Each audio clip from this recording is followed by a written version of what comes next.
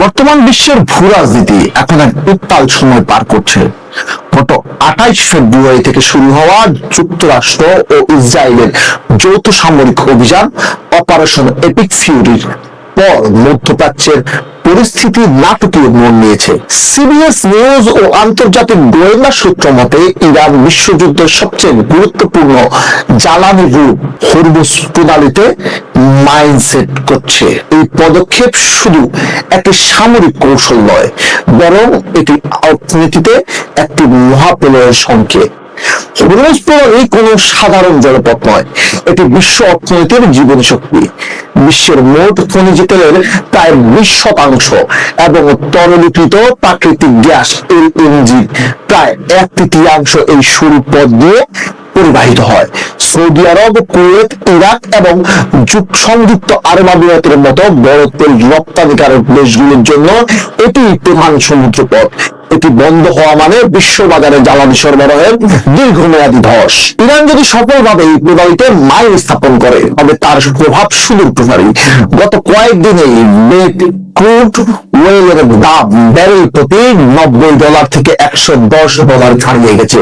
যদি এই অচল অবস্থা দীর্ঘস্থায়ী হয় তবে বিশ্লেষকদের আশঙ্কা তেলের দাম $215 পর্যন্ত পৌঁছতে পারে, যা বৈশ্বিক মুদ্রাস্ফীতিতে নিয়ন্ত্রণের বাইরে নিয়ে যাবে।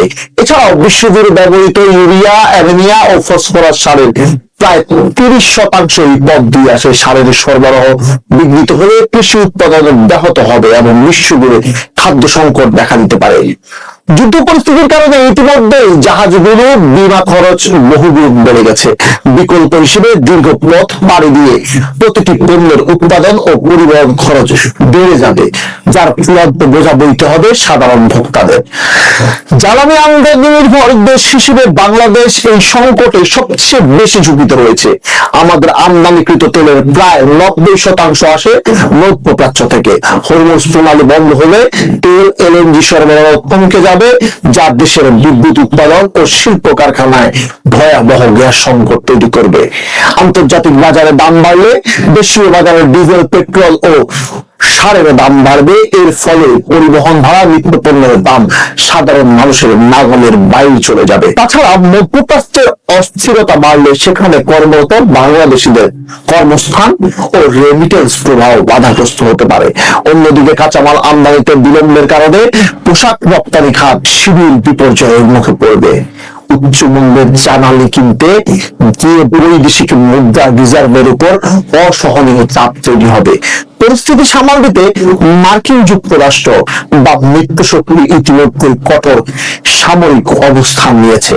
সাম্প্রতিক রিপোর্ট অনুযায়ী মার্কিন বাহিনী ইরানের অন্তত 10 থেকে 16টি মাইল স্থাপনকারী নৌযান ধ্বংস করার দাবি করছে।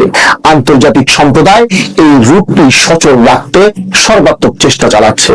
তবে ইরানের পক্ষ থেকে পাল্টা হুঁশিয়ারি এবং উত্তেজনা আরো উস্কে দিচ্ছে।